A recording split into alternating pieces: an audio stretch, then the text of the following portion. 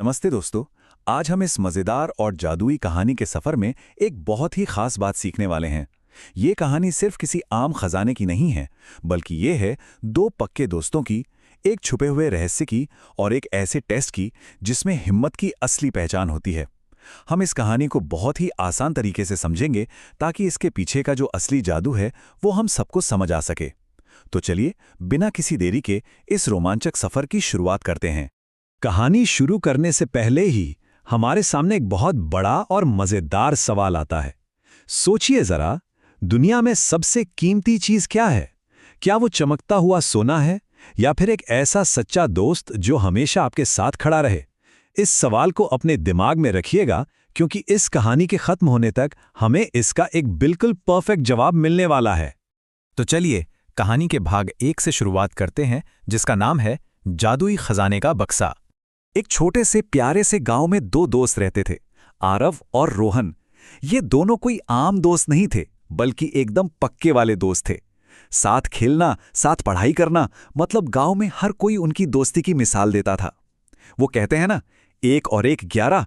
आरव और रोहन बिल्कुल वैसे ही थे। आप देखिए कहानी में ट्विस्ट कैसे आता है।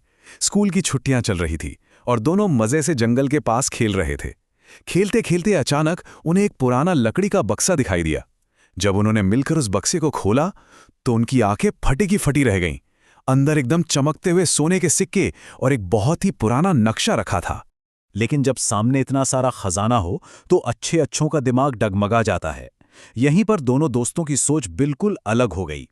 आरव बहुत ही ईमानदार था। उसने तुरंत कहा कि देखो, ये हमारा नहीं है, हमें इसे गांव के मुखिया को दे देना चाहिए। लेकिन दूसरी तरफ रोहन के मन में थोड़ा लालच आ गया। वो बोला, अरे नहीं, अगर हम इसे रख लें तो हम कितने अमीर बन जाएंगे। अब ये एक बहुत ही मुश्किल स्थिति थी। और तभी बिल्कुल किसी फिल्म की तरह वहां सफेद दाढ़ी वाले एक रहस्यमयी बूढ़े बाबा अचानक से आ गए। उन्होंने उन दोनों से एक बहुत ही गहरी बात कही। सच्ची दोस्ती की पहचान सिर्फ अच्छे वक्त में नहीं, बल्कि मुश्किल समय में होती है। बाबा ने बताया कि इस खजाने के साथ एक बहुत बड़ा टेस्ट जुड़ा हुआ है और जो दोस्त सच्चा होगा सिर्फ वही इस परीक्षा को पास कर पाएगा। बाबा के इतना कहते ही शुरू होता है भाग 2, डरावना अंधेरा रास्ता। चलिए देखते हैं कि आगे क्या हुआ। बाबा ने उन दोनों को जंगल के बीचों बीच बने एक पुराने मंदिर तक जाने का रास्ता दिखाया। लेकिन ये कोई सीधा और आसान सफर नहीं था। उन्हें कई सारी मुश्किलों का सामना करते हुए एक के बाद एक कदम आगे बढ़ाना था।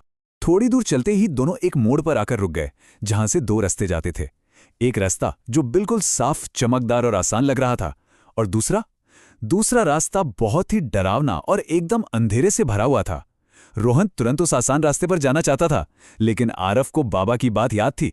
उसने समझाया कि जो चीजें दिखने में आसान और लालच देने वाली होती हैं, वो हमेशा सही नहीं होती, और इसीलिए उन्होंने हिम्मत करके उस डरावने अंधेरे रास्ते पर चलने का फैसला किया। और दोस्तों, ये अंधेरा रास्ता वाकई में बहुत खतरनाक था। चलते चलते अचानक एक बहुत बड़ी दुर्घटना हो गई। रोहन का पैर फिसल गया और वो सीधे एक बहुत ही गहरे गड्ढे में जा गिरा। वो बुरी तरह घबरा गया और मदद के लिए रोने लगा। लेकिन ऐसे डरावने वक्त में आरव ने बिल्कुल भी घबराहट नहीं दिखाई। उसने अपनी पूरी हिम्मत जुटाई, नीचे गड्ढे में उतरा और अपने दोस्त रोहन को सुरक्षित बाहर निकाल लिया। पर मुसीबतें यहीं खत्म नहीं हुई थी। आगे उन्हें एक ऐसी नदी मिली जिसका पानी इतनी तेजी से बह रहा था कि देखकर ही डर लग जाए। रोहन इतना डर गया था कि वो वहां से वापस लौटना चाहता था। लेकिन तभी आरव ने एक कमजोर सा लकड़ी का पुल देखा। उसने फिर से हिम्मत दिखाई और धीरे धीरे, बहुत ही सावधानी से उसने डरे हुए रोहन का हाथ पकड़कर उसे वो पुल पार करवाया। इसे कहते हैं एक दूसरे का साथ निभाना। इन सब मुश्किलों को पार करके वो आ पहुंचते हैं भाग 3 में, गिरते हुए मंदिर के पत्थर। वो आखिरकार उस पुराने मंदिर तक पहुंच गए जहां बाबा उनका इंतजार कर रहे थे।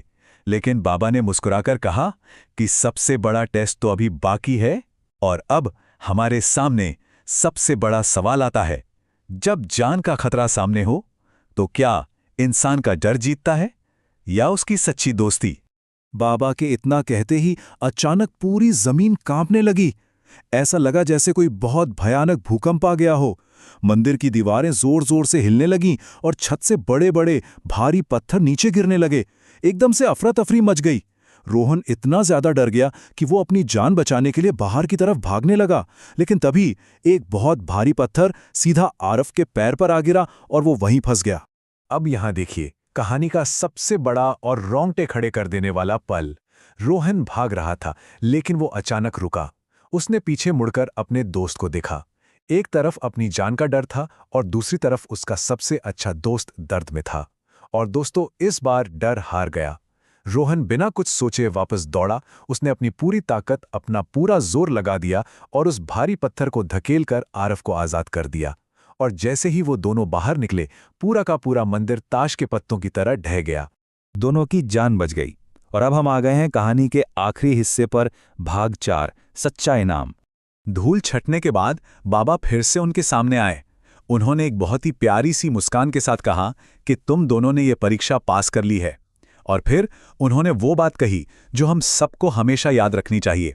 एक सच्चा दोस्त वही होता है जो चाहे कितना भी डर हो, सामने कितना भी लालच हो या कितना भी मुश्किल समय क्यों ना आ जाए, वो कभी भी अपने दोस्त का हाथ नहीं छोड़ता। और ये कहकर बाबा वहां से गायब हो गए।